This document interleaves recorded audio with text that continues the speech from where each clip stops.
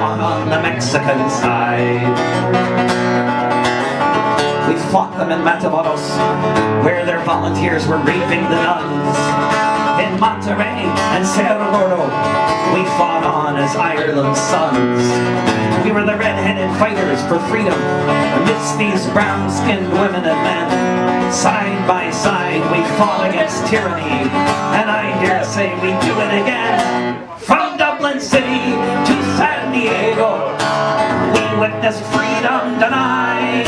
So we formed the St. Patrick Battalion, and we fought on the Mexican side. We formed the St. Patrick Battalion, and we fought on the Mexican side.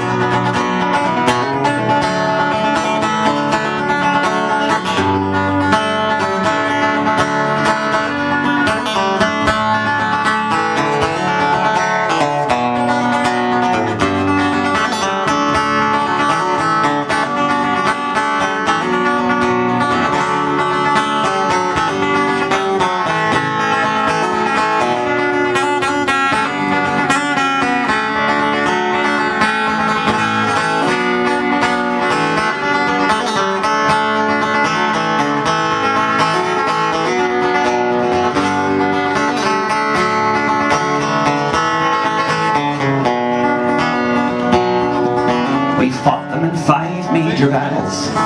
Churubusco was the last. Overwhelmed by the cannons from Boston, we fell after each mortar blast. Most of us died on that hillside at the service of the Mexican state. So far from our occupied homeland, we were heroes and victims of fate. From Dublin City to San Diego, we witnessed freedom denied. So we formed the St. Patrick Battalion, and we fought on the Mexican side. From Dublin City to San Diego, we witnessed freedom denied. So we formed the St. Patrick Battalion, and we fought on the Mexican side. We formed the St. Patrick Battalion, and we fought on the Mexican side. Do a couple more. We got a great band coming up too. So there's presidential debates happening in the U.S. now. Again, it's kind of constant, really, campaigning. I was watching one of them a few years ago. I was inspired.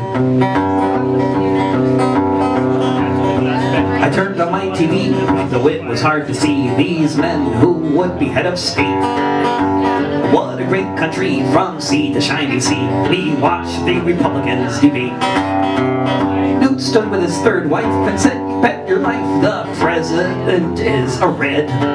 He wants to tax the rich a lot, take your limo and your yacht. He wants to have the bankers' heads. And if he gets it again, he'll paint the White House pink, and then he'll hire Chavez as his VP.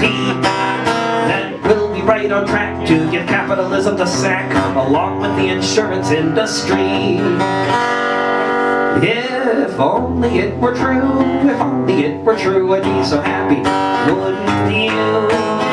If only it were true, if only it were true, if only it were true.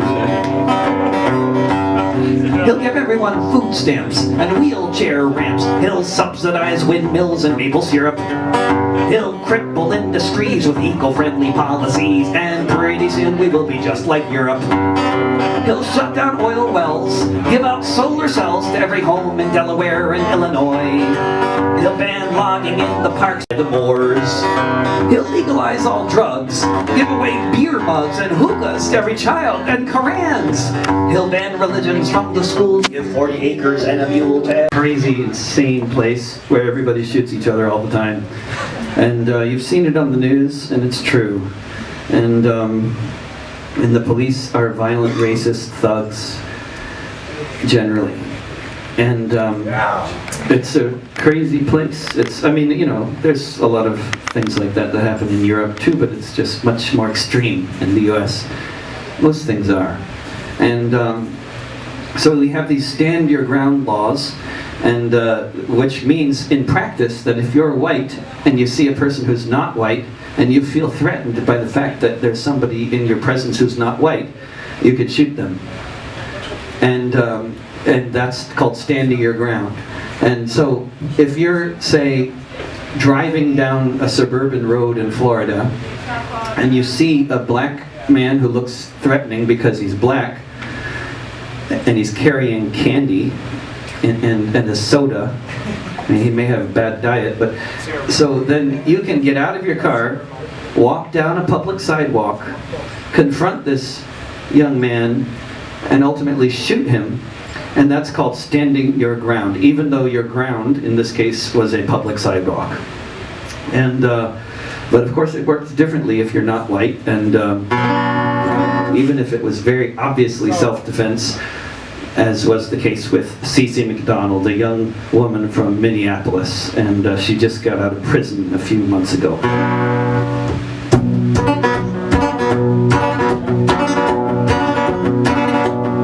There are a lot of white men in this world who turn out a lot like Dean Schmitz, homophobic, racist, bigoted, and mean. He grew up to be a hard man, did the things that hard men do. Picked fights, went to prison, got a swastika tattoo. Cece McDonald is a child of creation, and she's black and she's trans, an often deadly combination. She went out with friends one night, as friends often do, which is where she met the man with the swastika tattoo. Cece McDonald wasn't looking for a fight. She was just out for the evening to have a drink, perhaps a bite. For Dean Schmitz, the same thing was not true. That's how it is when you're a guy with a swastika tattoo. Dean said things to Cece, which I shall not repeat here, about her race, about her gender, about all things he thought queer. Cece and her friends tried not to take the cue. Not so the man with the swastika tattoo.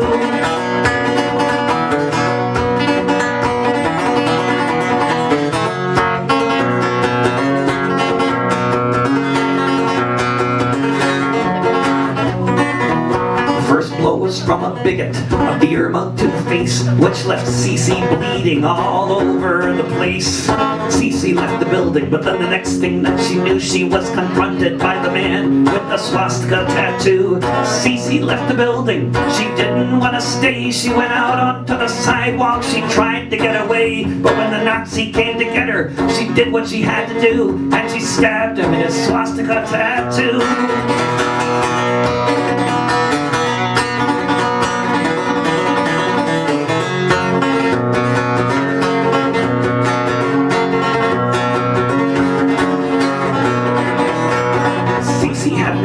But sometimes you can improvise, so she tried her sewing scissors on for size.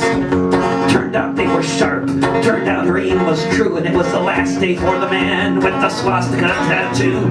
Cece called the cops, and they took her off to jail. She was sentenced to 3 years, but she lived to tell the tale. That's one more woman who's still breathing, one less Nazi who had upon his chest a swastika tattoo.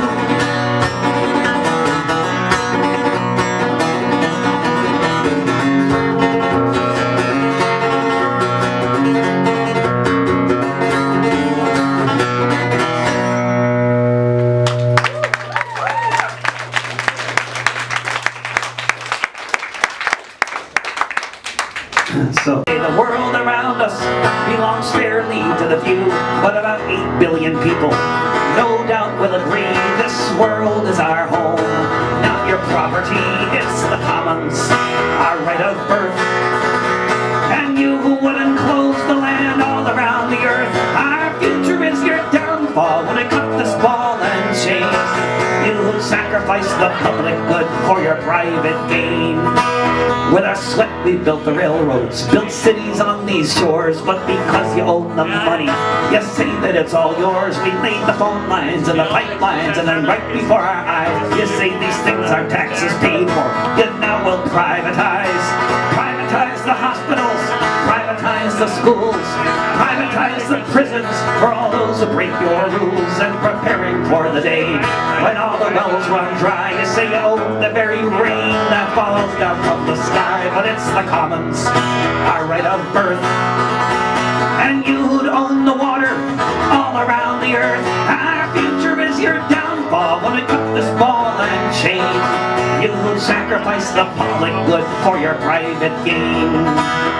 You claim to own the harvest with your Terminator seeds. You claim to own the genomes of every animal that breathes. You claim to own our culture and the music that we play. And with each song that we download to your coffers we must pay. You would even own my name and you'd say it's for the best.